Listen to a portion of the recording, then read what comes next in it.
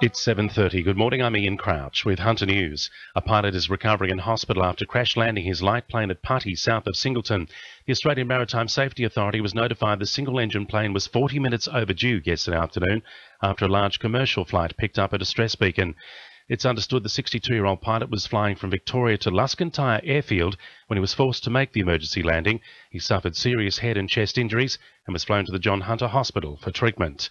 Nelson Bay's Yakaba Centre may secure the support of Port Stephens Council to keep its doors open. The centre, which provides care to homeless and disadvantaged people, has enough funding to operate in the short term, but Council's considering calling on the state government to provide additional support. Councillor Sally Dover says the centre is crucial to the area. If they're forced to close, people will have to travel into Raymond Terrace for that service, and acknowledging most people have cars, a lot of people have not, particularly those in extreme financial situations. We certainly do need a service on the Tomree Peninsula, so why close one that's been operating so successfully for 25 years? The expansion of the West Walls End Colliery has been approved, securing the jobs of 400 miners. Glencore has been given approval for 2 new longwall panels to replace the coal lost to subsidence on nearby Mount Sugarloaf. Environmentalists say the company shouldn't be allowed to mine the extra coal following the damage they caused last year. A new biobank for brain cancer samples at the Hunter Medical Research Institute will improve cancer treatments. The biobank will store blood and tissue samples donated with the patient's permission so they can be examined months or even years later.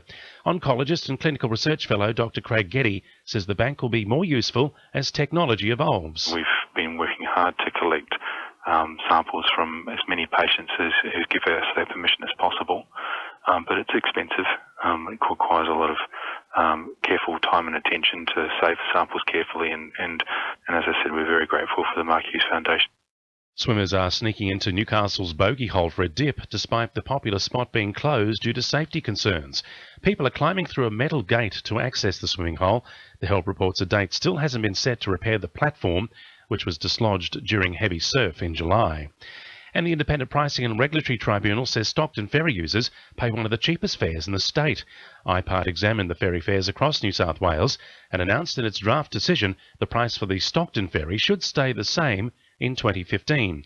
CEO Hugo Harmsdorf says the $2.60 fare is very reasonable. There's ferries down around the Central Coast, and they're considerably more expensive, and other ferries around New South Wales are also typically more expensive. The Stockton ferry is quite cheap. As a public transport service, it's generally on the cheaper end of the spectrum. Now with sport, Cecilia Connell. Newcastle Jets coach Phil Stubbins will begin the challenging task of restoring a positive mindset in the squad following their 3-goal defeat.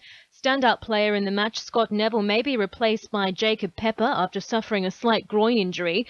The team travels west this weekend to face Perth Glory, capping off a 4-game away streak. 14-year-old golfer Clayton Small has become the youngest ever player to win Maitland Golf Club's A-grade championship, firing a final round 5 over 77 to claim victory by 2 shots. Tied with Brian Gulliver going into the par 3 17th, the Year 9 student put his tee shot within a metre for birdie. He also claimed the junior title. And in basketball, the Newcastle Hunters will conduct trials next month for their 2015 Junior Representative Program. That's sport. I'm Cecilia Connell. To NURFM News Time 26 to 8.